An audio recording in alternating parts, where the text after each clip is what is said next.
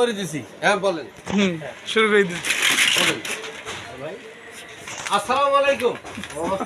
ওয়ালাইকুম আসসালাম। তো আপনি তো সরকার কনফারেন্স করেন না, অ্যাগ্রো খালি লিমিটেড এদের থেকে কথা আসছে, হ্যাঁ ভাই, তাই না? হ্যাঁ, খুব কথা।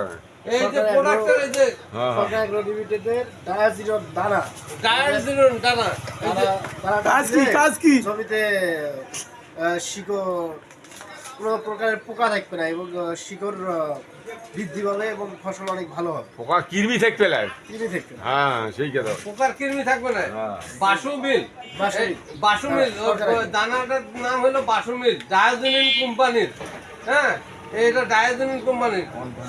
শস্যের যে শিকড়টা আছে, এটা কাদো করার সময় যে জমিতে ধান রোপণ করা হয় সেই জমিতে মনে করেন রোপণ করার আগে এটা সারের সাথে সংমিশ্রণ, ফসফেট, ইউরিয়া, পটাশের সাথে এই ডায়াজনিন দানাটা যদি দেওয়া যায় তাহলে ধানের শিকড়ে সবল থাকবে, রোগমুক্ত থাকবে, কৃমি হবে না, এই জন্যে।